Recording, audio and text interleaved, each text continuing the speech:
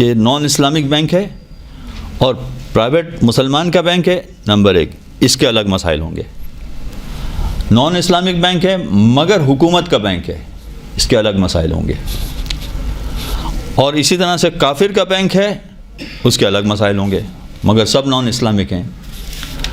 اچھا، مجتہدین میں اس وقت میں جو آپ کے سامنے مسائل بیان کر رہا ہوں یہ فقط و فقط آیت اللہ سیستانی کے مسائل ہیں، یاد رکھیے. کسی اور مرجع کے مسئلے میں بیان نہیں کر رہا، چونکہ ایک ہی مرجع کے مسئلے سمجھانا مشکل ہو جائے گا تو باقی پیچیدگی میں پڑھنا تو بہت دشوار کام ہے. تو اس وقت آیت اللہ سیستانی کے مسئلے کے تحت تینوں اقسام کے بینک سے منافع لینا جائز ہے. اچھا، تو بینک والے تو سود کہہ رہے ہیں، تو سود لینا جائز ہو گیا. واہ واہ، مجتہدین یہ تو اچھا کام کر رہے ہیں کہ جو حرام کام ہے ان کو بھی حلال بنا رہے ہیں. اچھا، جو باتیں بنانے والے ہوں گے وہ باتیں اسی طرح سے بنائیں گے. اور میں کیا کہوں آپ سے، بڑے بڑے مراجع کو لوگوں نے کیسے انداز سے بدنام کیا، یعنی ممبر پر بولنا مناسب معلوم نہیں ہوتا کہ یہ آپ $10 لاکھ بھیجیں جو چاہیں فتویٰ لے لیں. تو اب یہ بینک والوں کے پاس پیسے کی کمی تھوڑی ہے، لیکن حقیقت سے بالکل دور ہے یہ بات. اصل میں جو انہوں نے کہا ہے کہ منافع لینا جائز ہے تو انہوں نے ہمارے لیے کچھ آسانیاں پیدا کی ہیں، اور ہمارے لیے جو آسانیاں پیدا کی ہیں اس میں ہمیں طریقہ بتایا کہ اگر آپ یوں کر لیں تو یہ صحیح ہو جائے گا، اور اگر ووں ہی کریں گے تو نہیں صحیح ہوگا. اور یہ بالکل سیدھی سادہ سی بات ہے. اگرچہ لوگ اسے یہی کہیں گے کہ آپ کان یہاں سے پکڑیں یا وہاں سے پکڑیں، بات تو وہی ہو گئی. جی ہاں، بات تو وہی ہو گئی، لیکن جو پورے معاشرے کا نظام جس پر چلتا ہے، سارا معاشرہ جس نظام کے تحت کام کر رہا ہوتا ہے، وہ میاں بیوی کے ایک ساتھ رہنے پر پورا معاشرہ تشکیل پاتا ہے. سارے معاشرے کی تشکیل اسی طرح سے ہوتی ہے کہ شادی ہوتی ہے، گھرانہ بنتا ہے، پھر دوسرے گھرانے بنتے ہیں، پھر معاشرہ بنتا ہے. تو جو معاشرے کی بنیادی حیثیت رکھنے والی چیز ہے اس میں بھی معاملہ ایسا ہی ہے کہ کان یہاں سے پکڑیں وہاں سے پکڑیں، ایک ہی بات ہے، سوائے ایک لفظ کا فرق ہے، ایک لفظ کا، انکحتو و زوجتو. اگر میں کسی اور کا نکاح پڑھا رہا ہوں تو میں کہوں گا موکلتی موکلک، باقی کوئی فرق نہیں، یہ ایک جملے کا فرق ہے بس. اور جو لڑکے کی جانب سے ہے وہ تو اسے تو جملہ بھی نہیں بولنا پڑتا، عربی اعتبار سے تو جملہ بن جاتا ہے، مگر اردو کے اعتبار سے وہ ایک ہی لفظ ہے. وہ کہے گا قبل تو، بس بات ختم ہو گئی، وہ جملہ پورا ہو گیا. اور پورا معاشرہ اسی پر تشکیل پا رہا ہے. اب آپ کہیں کہ کان یہاں سے پکڑیں وہاں سے پکڑیں ایک ہی بات ہو گئی، یہ ایسا نہیں ہے. باقاعدہ معصوم نے طریقے بتائے ہیں، اور ان طریقوں کے مطابق اگر ہم چلیں تو ٹھیک دین پر چل رہے ہیں، ٹھیک شریعت کے مطابق عمل کر رہے ہیں. اب مجھے ایک بات یاد آ گئی تو میں آپ کے سامنے پیش کرتا چلوں تاکہ زیادہ بہتر ہو جائے. صادق علیہ محمد امام جعفر صادق علیہ السلام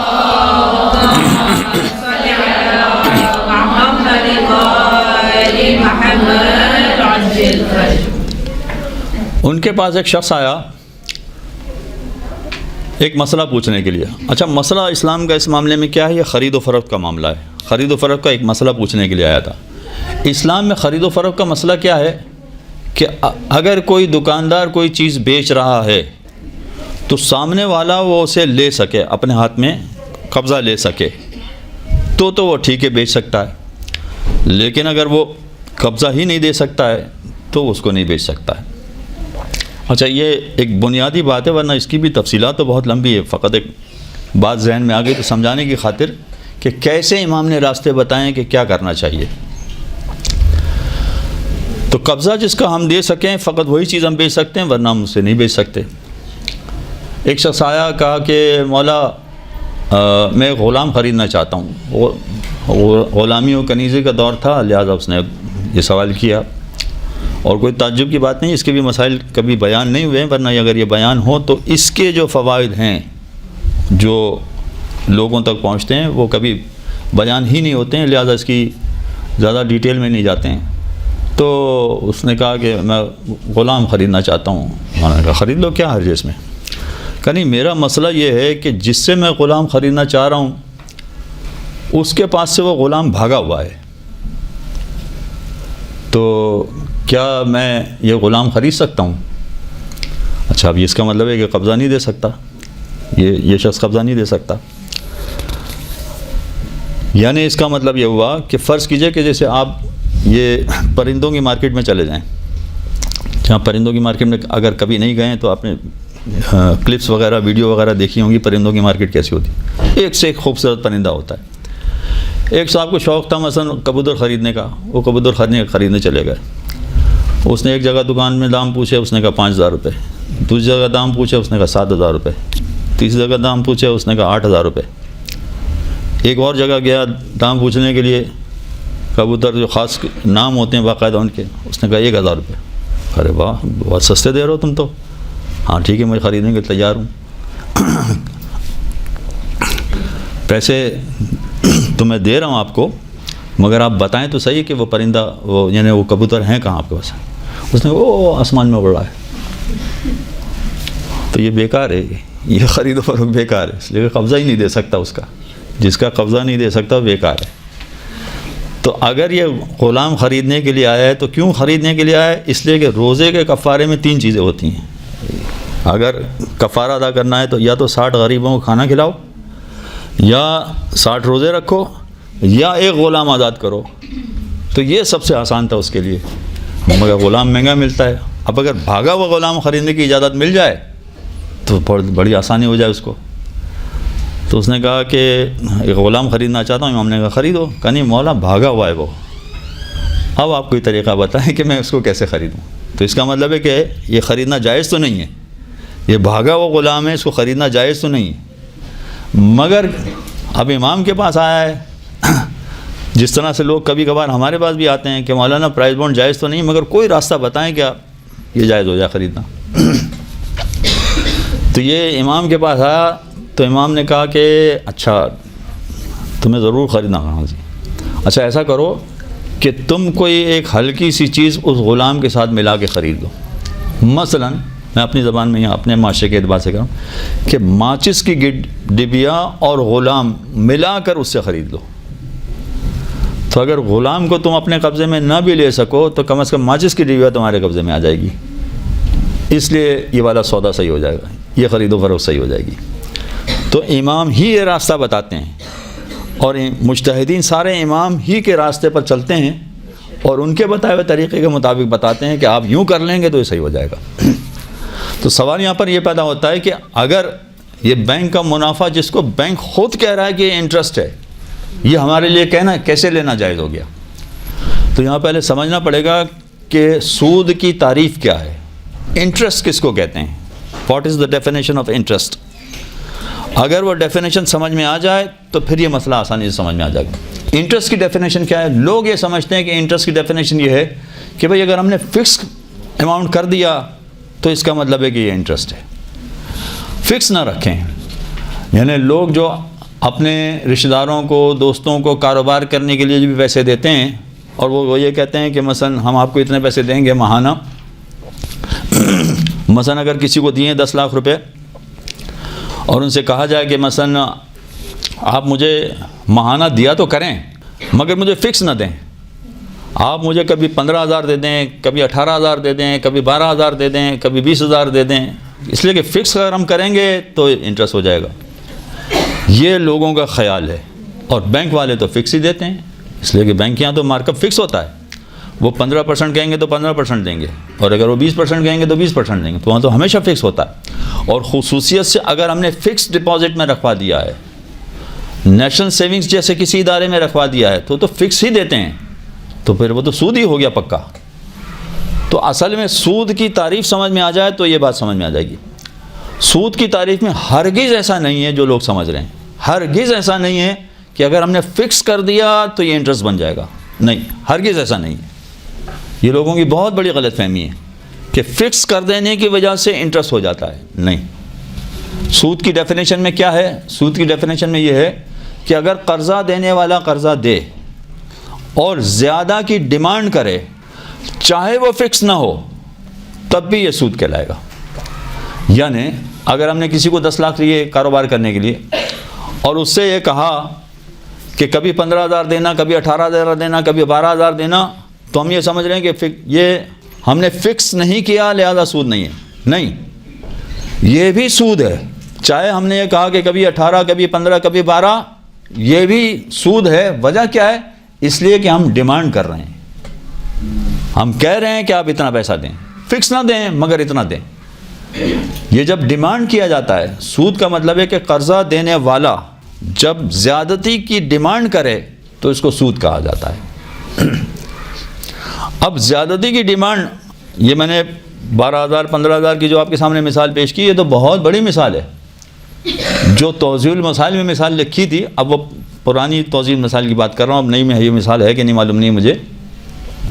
وہ تو یہ تھی کہ ایک شخص قرضہ لینے کے لیے آیا ہمارے پاس.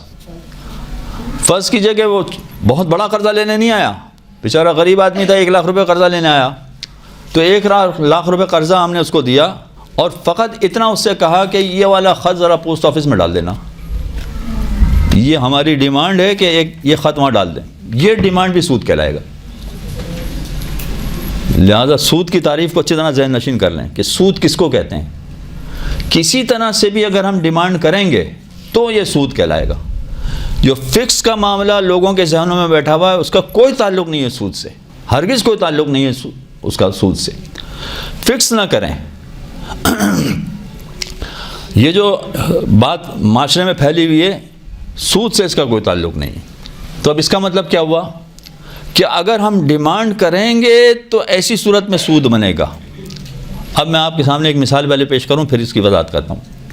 مثلا فرض کیجئے کہ ہماری بہن نے ہم سے قرضہ مانگا کہ ایک ضرورت ہے، مکان ذرا ٹھیک ٹھاک کرنا ہے یا مکان خریدنا ہے، اس میں پیسے کم پڑ رہے ہیں، 10 لاکھ روپے دے دیجئے. ہم نے دے دیے 10 لاکھ. بہن بھائیوں میں آپس میں ہوتا ہے، رشتہ داروں میں آپس میں ہوتا ہے، لہٰذا دے دیے 10 لاکھ روپے. اچھا 10 لاکھ روپے انہوں نے جب واپس کیے، چند سالوں میں واپس کیے، چند سالوں میں جب 10 لاکھ واپس کیے تو انہوں نے سوچا کہ بھائی نے ایک اچھائی کا کام کیا تھا ہمارے ساتھ، اور پھر مکان کی قیمت بہت بڑھ گئی ان کے پیسے دینے کی وجہ سے، اور ہمیں بہت فائدہ ہو گیا. تو بھائی نے ہمارے ساتھ ایک اچھا کام کیا ہے. تو انہوں نے کیا کیا کہ ایک ذرا سستا والا موبائل بھی ہمیں ساتھ دے دیا. 10 لاکھ ہمارے ساتھ لوٹا دیا انہوں نے، اور انہوں نے کہا کہ یہ تحفہ ہے ہماری طرف سے. یہ سود ہے کہ نہیں ہے؟ آسن تم بالکل صحیح ہے. ہم نے ڈیمانڈ نہیں کی تھی، ہم نے تو ان کو 10 لاکھ جیسا انہوں نے مانگا تھا ویسے دے دیے تھے. اب انہوں نے خود اپنی طرف سے اگر موبائل دیا ہے تو ہمارے لینے میں کوئی حرج نہیں، بالکل جائز ہے وہ تحفہ سمجھ کے. اب بینک والے کیا کر رہے ہیں کہ موبائل دینے کے بجائے مثلا وہ پیسے دے رہے ہیں. ہم نے تو کوئی ڈیمانڈ نہیں کی، ہم نے یہ کہا کہ ہم تو پیسے اپنے رکھوانے آئے ہیں، لہذا ہم اپنے پیسے لے کے چلے جائیں گے جب ضرورت پڑے گی. ہاں مگر بینک نے اپنے پروسیجر کے مطابق پیسہ دیا تو ٹھیک ہے ہم لے لیں گے. جیسے بہن اگر موبائل تحفے میں دے رہی ہے تو ٹھیک ہے ہمارے لیے لینا جائز ہے. اسی طرح سے بینک اپنے پروسیجر کے مطابق اگر دے گا تو ہم لے لیں گے، اور بینک ضرور دے گا، اس کا پروسیجر ہے، کچھ نہ کچھ وہ دیتے ہیں. بلکہ ہم نے یہ دیکھا کہ سیونگز اکاؤنٹ میں اگر ہم پیسے رکھواتے ہیں تو ہمیں کم پیسے ملتے ہیں، اور اگر ہم فکس کر دیتے ہیں تو ہمیں زیادہ پیسے ملتے ہیں. تو ہم نے بجائے سیونگ اکاؤنٹ کے ہم نے ڈائریکٹ فکس اکاؤنٹ میں رکھوا دیے، لیکن پھر بھی کسی طرح کی ڈیمانڈ نہیں کی ہے. اگرچہ دل میں یہ لالچ ضرور موجود ہے کہ ہمیں پیسہ زیادہ چاہیے، یہ لالچ ضرور موجود ہے، مگر اپنی جانب سے کسی طرح کی کوئی ڈیمانڈ نہیں کی ہے. اچھا میں لفظ ڈیمانڈ کہہ رہا ہوں، لیکن آیت اللہ سیستانی نے لفظ استعمال کیا شرط لگانا. انہوں نے کہا کوئی شرط نہ لگائی جائے، بینک والوں پر کسی طرح کی کوئی شرط نہ لگائی جائے. تو ایسی صورت میں بینک اپنے پروسیجر کے مطابق جو منافع دے گا وہ منافع لینا بالکل صحیح ہے، وہ منافع لینا بالکل جائز ہو جائے گا. ہم نے کوئی شرط نہیں لگائی تھی. اچھا ہم نے شرط نہیں لگائی تھی، اگرچہ ہمارے دل میں لالچ تھی کہ ہمیں پیسہ زیادہ چاہیے اس لیے ہم یہاں رکھوانے آئے ہیں، اور کوئی مقصد نہیں. تو یہ اگر دل میں لالچ ہو تو اس سے فرق نہیں پڑتا ہے. آپ زبان سے کوئی کنڈیشن نہ لگائیں، کوئی شرط نہ لگائیں، تو ایسی صورت میں جو کچھ وہ دے وہ آپ کے لیے لینا صحیح ہو جاتا ہے. ہاں اب آئیے، آپ کے ذہن میں ایک سوال پیدا ہو سکتا ہے کہ بھئی شرط تو ہے، اس لیے کہ جب بینک کا فارم فل کرتے ہیں وہ چاہے سیونگ اکاؤنٹ کا ہو یا فکس ڈپازٹ کا، جب فارم فل کرتے ہیں تو اس میں تو لکھا ہوتا ہے کہ آپ اگر سیونگز میں رکھیں گے تو یہ اتنا % منافع دیا جائے گا، یا اگر یہ بھی نہ لکھا ہو کم از کم یہ لکھا ہوتا ہے کہ منافع جیسے جیسے چینج ہوتا رہے گا ہم اپنا منافع چینج کرتے رہیں گے، یہ کنڈیشن آپ کو منظور ہے کہ منظور نہیں ہے، وہ انہوں نے بہت ساری چیزیں اس میں لکھی ہوتی ہیں جو عام طور پر لوگ پڑھتے ہی نہیں ہیں، بالکل پڑھتے ہی نہیں اس میں لکھا کیا ہوتا ہے۔ تو اگر انہوں نے اپنی طرف سے جو کچھ لکھا ہوا ہے تو وہ کنڈیشن بھی خود انہوں نے اپنی بنائی ہوئی ہے، ہم نے نہیں لگائی ہے کوئی کنڈیشن، ہم نے اپنی طرف سے کوئی شرط نہیں لگائی ہے، وہ سب انہوں نے کنڈیشن ساری بنائی ہوئی ہے۔ تو اس پیپر پر سائن کرنے میں بھی کوئی حرج نہیں، اس لیے کہ ہم نے کوئی کچھ نہیں کہا ان سے، ہم نے تو فقط اتنا سوچا ہے کہ ہم اپنا پیسہ رکھنے کے لیے آئے ہیں، اگر انہوں نے کچھ دیا تو لے لیں گے، نہیں دیا تو کوئی بات نہیں، ہم اپنے پیسے لے کے چلے جائیں گے، بات ختم ہو گئی۔ مگر بینک اپنے پروسیجر کے مطابق دے رہا ہے تو لے لینے میں کوئی حرج نہیں۔ تو اگر مسلمان پرائیویٹ بینک ہے تو اس نیت سے اگر پیسے رکھوائے جائیں، چاہے سیونگز میں رکھوائے جائیں یا فکس میں رکھوائے جائیں، تو منافع لینا صحیح ہو گیا۔ یعنی بالکل کمپلیٹلی اپنے ذہن میں بٹھا لیجئے کہ قطعاً یہ سود نہیں بنا۔ اچھا، جو بات میں کہہ رہا ہوں یہ فقط آیت اللہ سیستانی کا مسئلہ سمجھیے آپ، ضروری نہیں ہے کہ جو بات ابھی یعنی سود کی جو ڈیفینیشن میں نے آپ کے سامنے بیان کی اس ڈیفینیشن پر سارے ایگری کرتے ہوں، یہ کوئی ضروری نہیں، لیکن ہم آغا سیستانی کا مسئلہ ابھی ڈسکس کر رہے ہیں۔ یہ ہو گئی بات اگر مسلمان پرائیویٹ بینک ہے تو اس طرح سے ان سے جو بھی پیسہ مل رہا ہے، منافع مل رہا ہے، تو لینے میں کوئی حرج نہیں۔ اب آ جائیے اگر حکومتی بینک ہے تو کیا کریں گے؟ حکومتی بینک میں یہ ہوگا کہ وہاں سے بھی منافع لینا تو صحیح ہے، وہ میں پہلے بتا چکا آپ کو، منافع لینا تو صحیح ہے، مگر وہاں پر ہمیں ایک نیت کرنا پڑے گی، مجہول المال۔ ہو سکتا ہے کہ آپ میں سے بہت سارے لوگوں نے یہ لفظ سنا ہو، بلکہ جو مسائل میں آپ کے سامنے بیان کر رہا ہوں اس میں سے بھی کافی مسائل آپ نے سنے بھی ہوں گے، لیکن یہ میں ایک طرح سے تمہید اس لیے بیان کر رہا ہوں تاکہ آگے جو مشکل مسئلے آنے والے ہیں وہ ذرا سمجھنا آسان ہو جائے۔ مجہول المال کیا ہوتا ہے؟ مجہول المال کا مطلب یہ ہے کہ جس مال کے مالک کا پتہ نہ چلے کہ اس کا مالک کون ہے، اس کو کہتے ہیں مجہول۔ اردو زبان میں بھی یہی استعمال ہوگا، مجہول ہے، یہ مال مجہول ہے، پتہ نہیں اس کا کون مالک ہے۔ تو جس مال کے بارے میں پتہ نہ چلے کہ اس کا کون مالک ہے، حقیقت تو یہ ہے کہ اس کے مالک امام زمانہ علیہ الصلوۃ والسلام ہے۔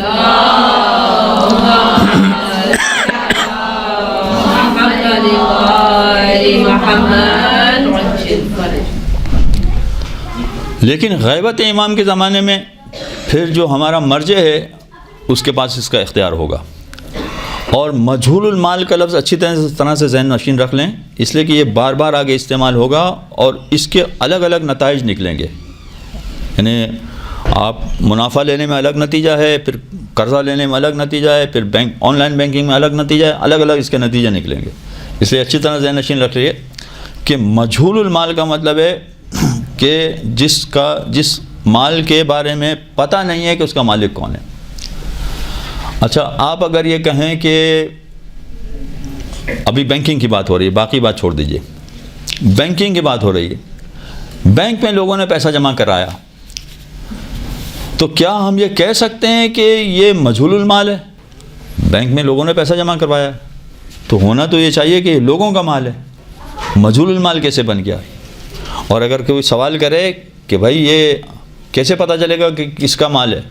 کیوں نہیں پتہ چلے گا؟ سب کا اکاؤنٹ موجود ہے، سب نے اپنا اکاؤنٹ رکھا ہوا، اس لیے موجود ہے کہ کس کا کتنا مال ہے، سب موجود ہے۔ یہ مجہول المال کیوں کہلائے گا؟ سوال یہ ہے۔ کہتے ہیں کہ حکومت اگر اسلامی حکومت نہیں ہے، جو حکومت جس کو ہم کہیں کہ اسلامی حکومت نہیں ہے، اسلامی حکومت کی بات الگ ہوگی، اس کے سارے مسائل الگ ہو جائیں گے۔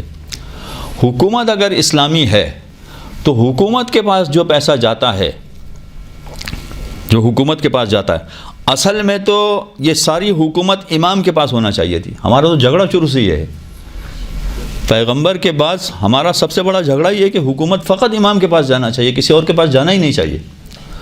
اچھا، کوئی اور حکومت پر قبضہ کر کے بیٹھ گیا ہے، اب اگر کوئی اور قبضہ کر کے بیٹھ گیا تو ایسی صورت میں جو کچھ اس کے پاس جمع ہوگا یہ بالکل ایسا ہی ہوگا کہ جیسے موبائل ہم سے کوئی چھین کے چلا جائے۔ موبائل اگر ہم سے چھین کے چلا گیا تب بھی وہ موبائل اس کا بنے گا نہیں، موبائل کے مالک ہم ہی ہیں۔ اب اگر فرض کیجئے کہ وہ مارکیٹ میں لے جا کے بیچتا ہے تو مارکیٹ والے کو نہیں پتا کہ یہ کس کا ہے، وہ نہیں پہچانے گا، اور اگر کسی نے اس سے خرید لیا تو اس کو بھی نہیں پتہ چلے گا، تو اس کے لیے تو وہ مجہول المال بن جائے گا، اس لیے کہ پتہ ہی نہیں ہے کہ کون اس کا مالک ہے۔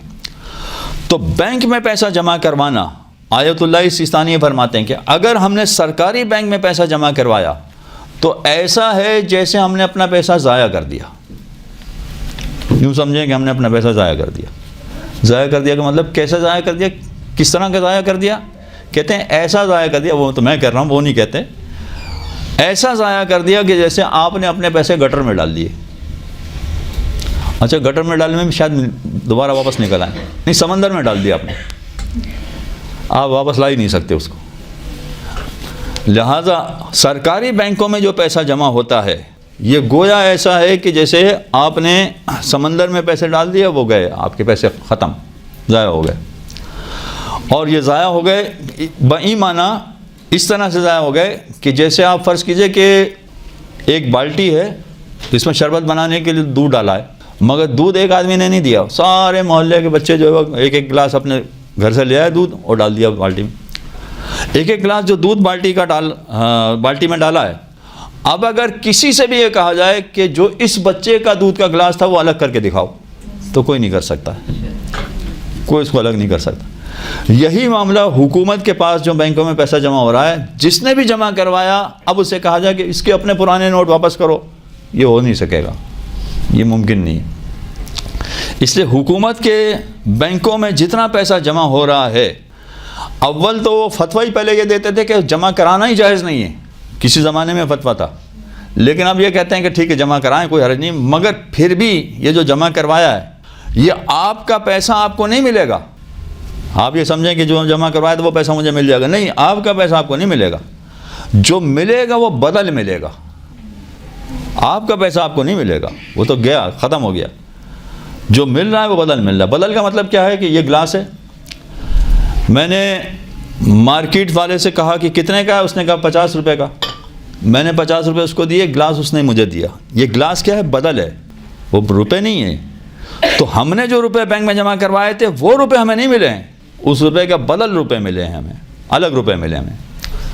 اب یہ الگ روپے ملے ہیں تو یہ دینے والا کون ہے، اس کا مالک کون ہے؟